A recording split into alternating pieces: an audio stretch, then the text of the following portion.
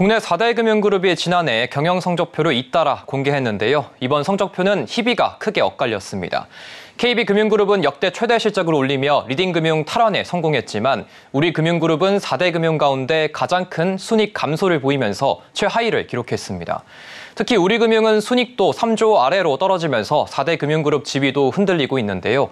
이와 관련된 자세한 내용 이현아 기자와 함께 알아보겠습니다. 안녕하십니까? 안녕하세요. 네, 우리금융그룹, 이 4대 금융그룹 가운데 유일하게 3조 원 달성에 실패를 했습니다.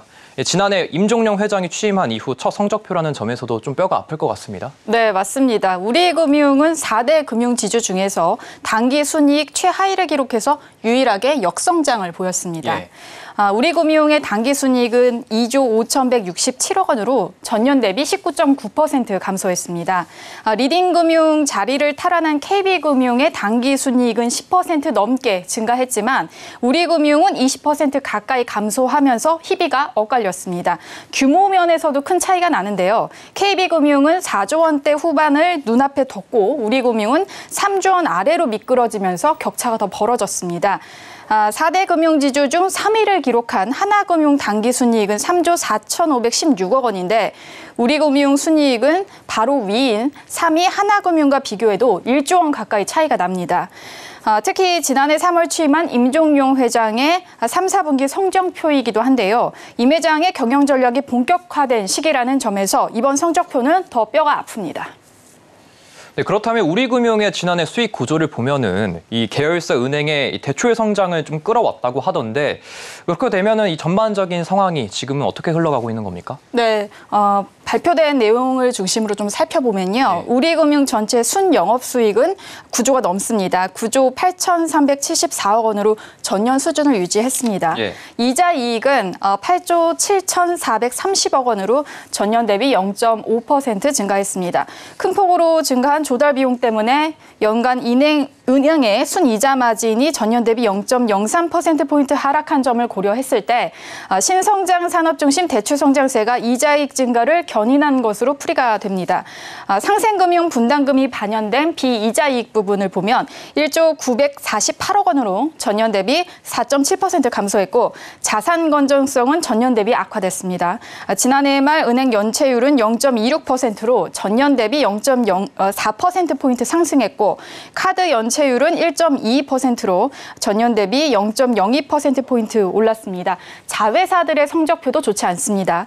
주요 계열사인 우리은행 단기 순이익은 전년 대비 13% 줄었고 같은 기간 우리카드는 45.3%, 우리금융캐피탈은 30.1%나 순이익이 주저앉았습니다.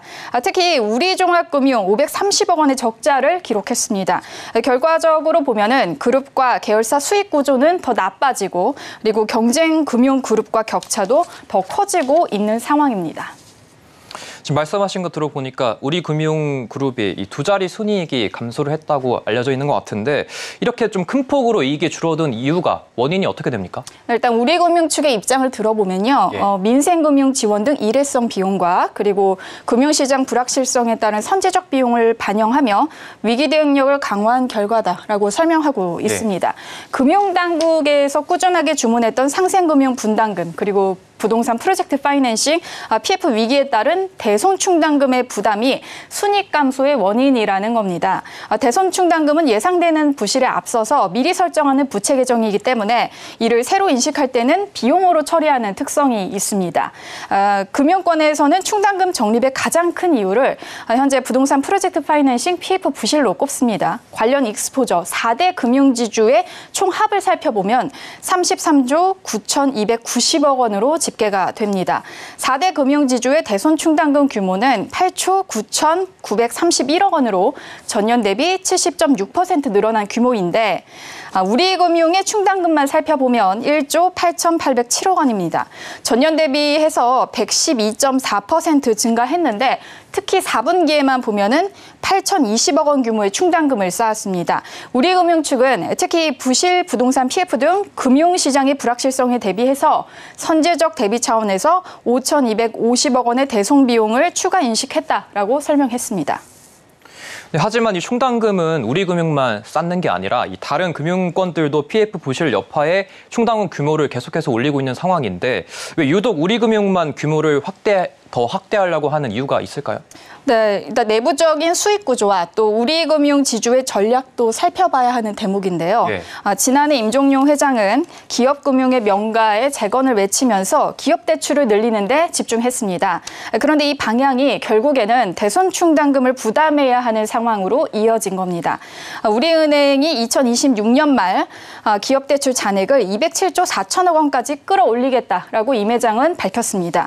포트폴리오 여신 비중을 60%까지 올리고 2027년 기업금융 분야 선두로 자리매김을 하겠다라고 밝혔습니다.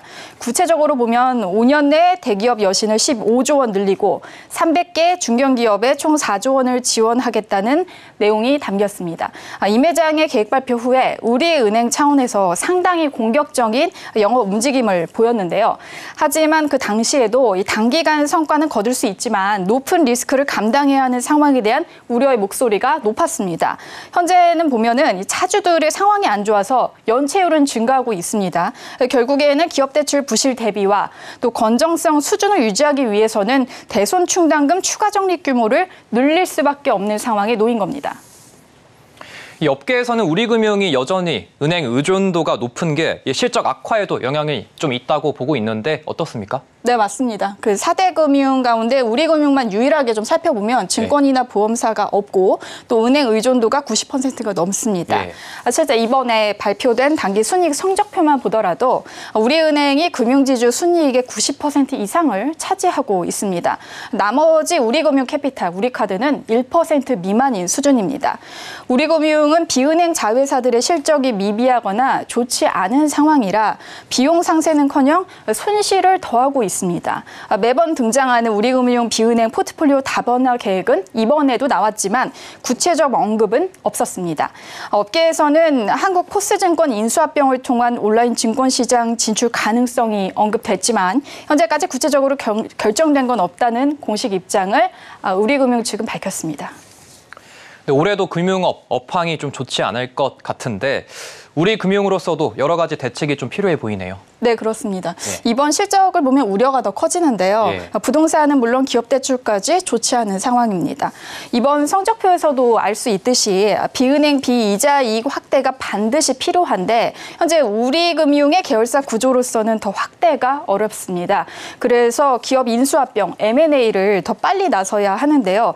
현재 시장에 나온 매물로는 단기간 실적에 도움을 받기는 또 힘든 상황입니다. 하지만 보통주 자본 비율이 12% 선을 향해 가고 있는 등 자본 적정성이 개선되는 시그널은 있습니다. 업계에서는 당장 다음 달 임 회장 취임 1주년을 전후해서 더 강한 쇄신 전략과 돌파구 마련 전략이 나올 것으로 전망하고 있습니다. 네, 지금까지 이현아 기자와 알아봤습니다. 오늘 말씀 감사합니다.